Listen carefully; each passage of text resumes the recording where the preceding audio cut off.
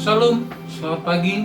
Kita kembali lagi pada pagi hari ini di acara Mimbar Pagi GB Host. Sebelum kita melakukan aktivitas kita, mari kita merenungkan sejenak kebenaran firman Tuhan dari Injil Yohanes pasal yang pertama ayat yang ke-14 dan ayat yang ke-16. Dua ayat saja. Ayat 14 berbunyi demikian, firman itu telah menjadi manusia dan diam di antara kita, dan kita telah melihat kemuliaannya, yaitu kemuliaan yang diberikan kepadanya sebagai anak tunggal Bapa, penuh kasih karunia dan kebenaran. Ayat 16, karena dari kepenuhannya kita semua telah menerima kasih karunia demi kasih karunia. Mari kita berdoa. Kami sungguh bersyukur atas penyertaan Tuhan sepanjang malam hingga pagi hari ini kami boleh bangun dengan kekuatan kesehatan daripada Tuhan untuk kami boleh melaksanakan setiap tanggung jawab aktivitas kami. Sebelum kami melakukan kegiatan kami, biarlah kami sebentar merenungkan kebenaran firman Tuhan. Biarlah Roh Kudus memberikan penerangan, penjelasan supaya kami paham akan kasih karunia Allah yang begitu besar dalam kehidupan kami. Kami menyerahkan pembacaan firman Tuhan dan kasih-Mu dalam nama Tuhan Yesus kami berdoa, haleluya, amin. Saudara-saudara yang terkasih, tema pagi hari ini adalah dipenuhi kasih karunia Tuhan Yesus Kristus. Kasih karunia adalah sesuatu yang sangat penting dan sangat mendasar, bahkan sangat prioritas. Kasih karunia adalah inti yang sering diajarkan, bahkan dikutip oleh setiap orang yang percaya kepada Kristus Yesus Kristus. Kasih karunia pun menjadi satu kata yang mengiringi seluruh tulisan dari Rasul Paulus, baik dalam pembukaan kitabnya bahkan di akhir suratnya. Di setiap kitabnya selalu dikatakan kasih karunia Tuhan dan damai sejahtera menyertai jemaat yang di Roma, di Korintus, Galatia, dan lain-lain. Dan di akhir suratnya selalu dia mengatakan kasih karunia dan damai sejahtera dari Tuhan Yesus menyertai kita. Kasih karunia itu adalah hal yang sangat penting dan sangat prinsip untuk kita pahami sebagai orang yang percaya kepada Kristus. Ayat 14 mengatakan dengan jelas, dikatakan yang paling bawah, penuh kasih karunia dan kebenaran. Firman itu telah menjadi manusia dan diam di antara kita, dan kita telah melihat kemuliaannya, yaitu kemuliaan yang diberikannya kepada anak tunggal Bapa, penuh kasih karunia dan kebenaran. Kalau kita baca di ayat 14 itu ada kata penuh.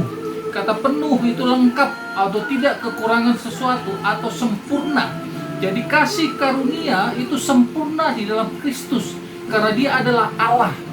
Kasih karunia yang banyak kita pahami sebagai pemberian yang cuma-cuma atau diberikan cuma-cuma oleh Allah itu adalah penuh karena dia bersumber, karena dia adalah Allah. Dan kasih karunia yang keluar dari Allah itu bukan sesuatu yang keluar dari Allah untuk mendatangkan sesuatu kepada Allah, bukan. Tapi karena sudah penuh di dalam diri Allah, maka dia mengalir kepada umat percaya.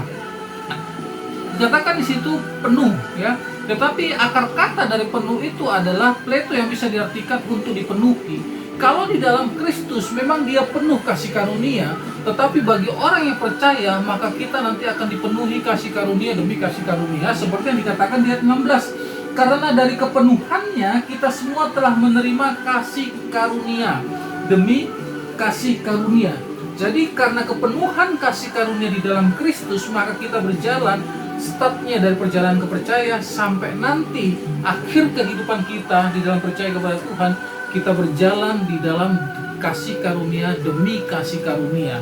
Nah, saudara-saudara yang terkasih, kasih karunia atau yang dalam bahasa Inggris grace, dalam bahasa Yunani teks yang dipakai adalah charis, yang berarti apa yang memberikan kegembiraan, apa yang memberikan kesenangan, atau apa yang memberikan keindahan,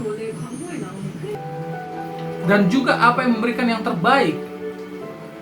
Jadi charis memiliki arti seperti itu. Nah, itu semua hanya bisa kita dapatkan di dalam Kristus. Karena dia adalah kegembiraan itu sendiri.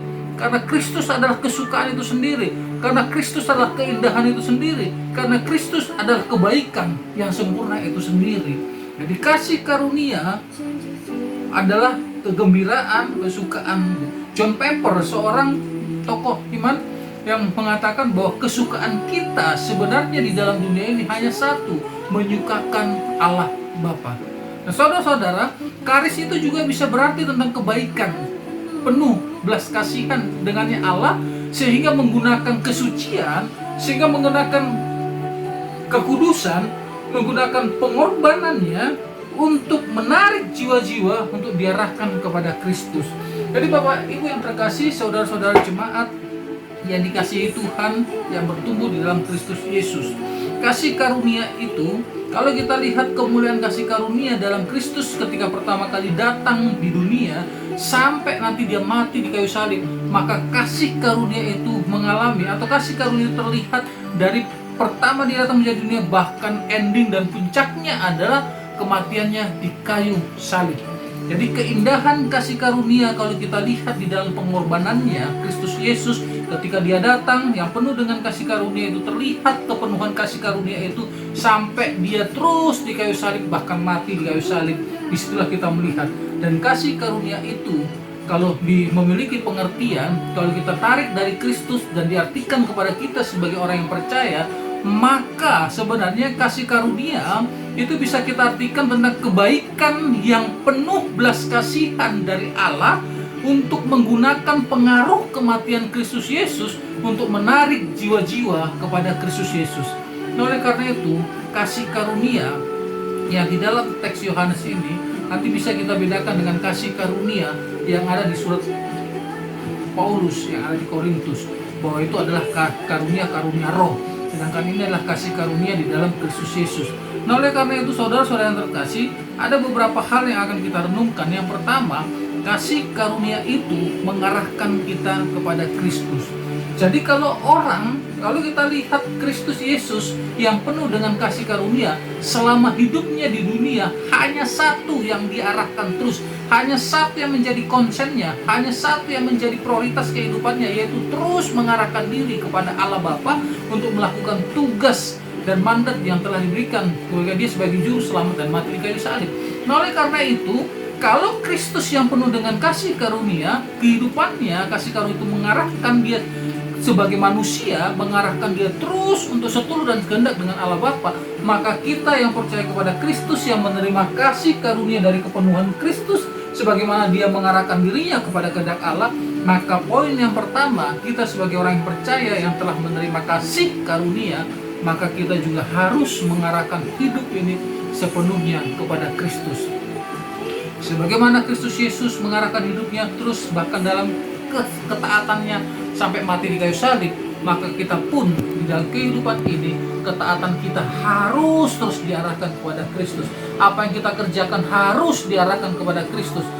Sebagaimana kita belajar, bersekolah, bekerja, berumah tangga, menjadi anak, menjadi suami, menjadi istri, apapun yang kita lakukan, apapun peran kita di dunia ini, maka orientasi kita yang telah menerima kasih karunia, maka seluruhnya harus diarahkan dan dikembalikan, dipersembahkan untuk kemuliaan Kristus Yesus.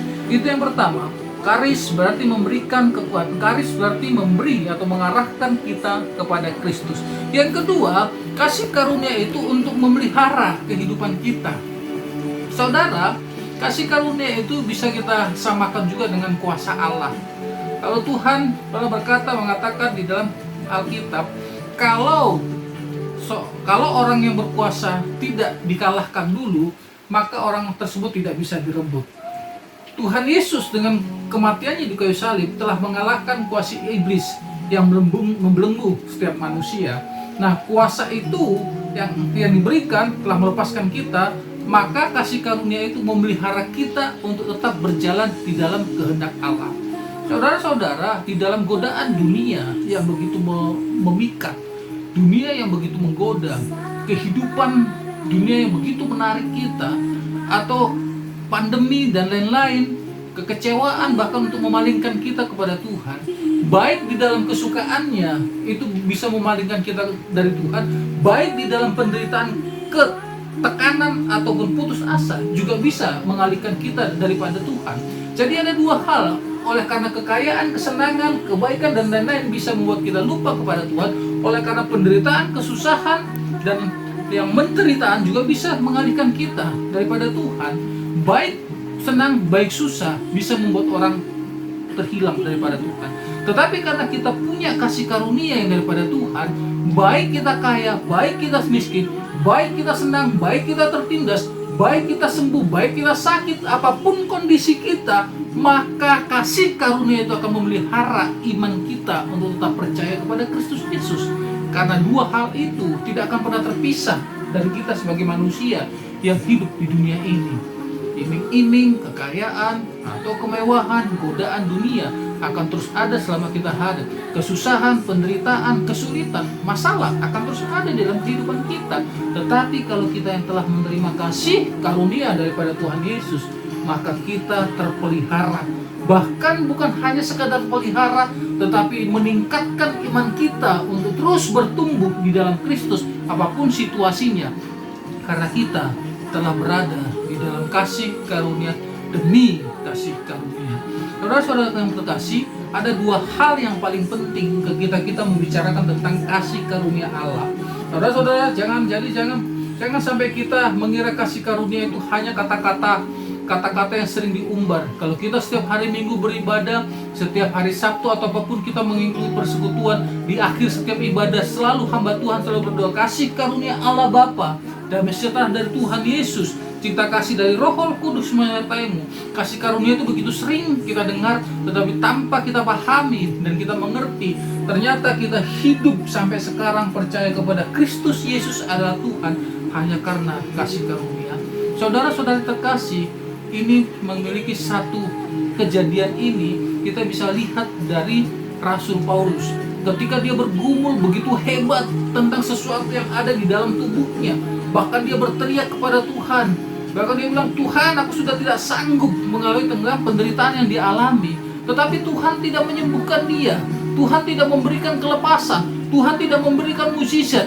Tuhan tidak melakukan hal yang spektakuler kepada Paulus. Tetapi Tuhan hanya berkata kepada Paulus, cukuplah kasih karuniaku bagimu. Saudara, dengan kata-kata itu, Paulus mampu menikmati kesulitan di dalam kehidupannya, bahkan tidak terpengaruh sedikit pun pelayanannya oleh karena penderitaan kesakitan yang ada di dalam tubuhnya yang dituliskan di dalam suratnya. Oleh karena itu, kenapa? Karena dia tahu sekali kasih karunia Allah yang penuh itu terus dipenuhi di dalam kehidupannya. Terus setiap hari semakin penuh kasih karunia. Maka kesakitan, penderitaan, kesenangan apapun itu tidak akan pernah memalingkan dia. Biarlah kita kiranya belajar dari Kristus Yesus, belajar dari Paulus tentang memaknai kasih karunia, tentang menghidupi kasih karunia. Saudara-saudara yang terkasih, ada dua hal. Yang pertama adalah kasih karunia mengarahkan kita kepada Kristus. Jadi apapun yang kita kerjakan, kalau kita sudah berpaling dan tidak orientednya kepada Kristus, ingat, hati-hati, bertobat, dan kita harus kembalikan lagi bahwa arah hidup ini sepenuhnya apapun hanya kepada Kristus. Yang kedua, kalau sampai kita sudah mulai tertarik oleh keindahan dunia, mulai tertarik oleh hal-hal yang lain, ataupun kita karena kecewa oleh karena kesulitan dan lain-lain, sehingga kita berusaha dan bahkan cenderung kita berkata, Tuhan seperti apa? Ingat, ada kasih karunia yang ada dalam dirimu. Kasih karunia itu yang benar. Cukup engkau berdiam diri, merenungkan firman Allah, berdoa, dan kembali berkata kepada Tuhan, terima kasih bahwa aku telah melihat kasih karunia ketika engkau datang di dunia, engkau terus sampai mati di kayu salib, maka engkau terus merendahkan dirimu kepada Tuhan, kepada Allah Bapa. Biarlah kami pun biar kami Tuhan meneladani dan bisa bersikap seperti Kristus Yesus ketika datang menjadi manusia, dan kami manusia berdosa yang telah dikuduskan, dilimpahi kasih karunia hari ini sampai kedatanganmu. Kami bersyukur, kami berjalan dari kasih karunia demi kasih karunia. Biarlah kiranya kebenaran firman Tuhan ini kita renungkan bahwa kita ada di dalam kasih karunia yang membawa kita diarahkan kepada Kristus Yesus yang memelihara kehidupan kita dalam Kristus. Mari kita berdoa. Kami sungguh bersyukur buat kasih karunia yang telah Tuhan berikan. Ajar kami untuk merenungkan terus bahwa kami ada di dalam kasih karunia demi kasih karunia. Terima kasih Tuhan, pelihara kami sampai saat ini untuk melakukan apa yang Tuhan percayakan. Kami menyerahkan sepenuhnya kehidupan kami, aktivitas pekerjaan kami, memberkati jemaat-jemaat GBI Host semua tanpa terkecuali. Biarlah semakin hari semakin dekat kepada Tuhan, semakin hari semakin kasih karunia itu dipenuhi, sehingga iman kami boleh terbukti dan teruji di dunia yang semakin jahat ini Tuhan Yesus. Terima kasih. Kami mengakhiri persekutuan pagi ini, mimbar pagi GBOS ini dengan pengucapan syukur. Kiranya kasih karunia Allah, damai sejahtera dari Tuhan Yesus dan persekutuan dari Roh Kudus menyertai kami dari sekarang sampai selama-lamanya. Di dalam nama Tuhan Yesus Kristus kami berdoa mengucap syukur. Haleluya. Amin. Terima kasih. Tuhan Yesus memberkati. Salam. Selamat beraktivitas.